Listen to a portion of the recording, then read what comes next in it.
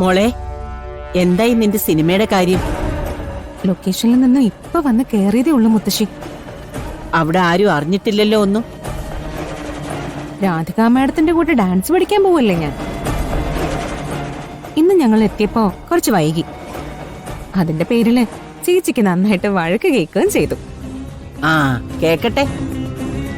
അതിന് അവൾക്ക് അർഹതയുണ്ടല്ലോ. എന്ത് കാര്യം ഉണ്ടായാലും അവളുടെ തലയിൽ വെച്ച് കെട്ടിക്കണം. ഓരോരുത്തരായി വെറുക്കട്ടെ ആ പിശാചിനെ. ഇനി വെറുക്കാൻ ഒന്നുമില്ല മുത്തശ്ശി. എല്ലാവർക്കും വെട്ടി അരിഞ്ഞു കൊല്ലാനുള്ള ദേഷ്യമുണ്ട്.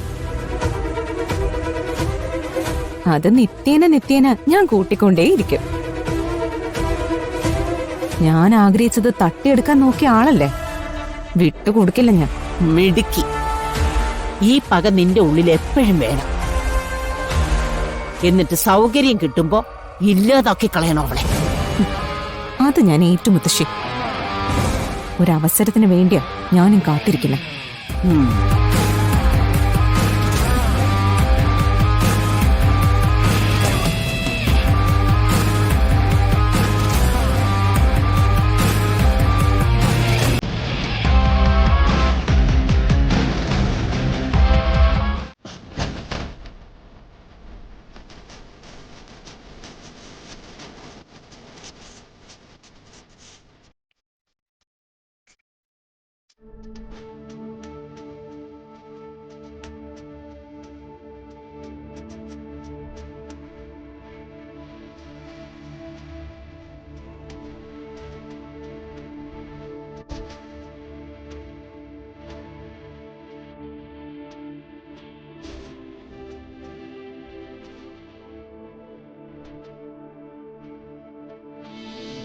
நீரோடை போல உடல் எரிகின்ற அழகு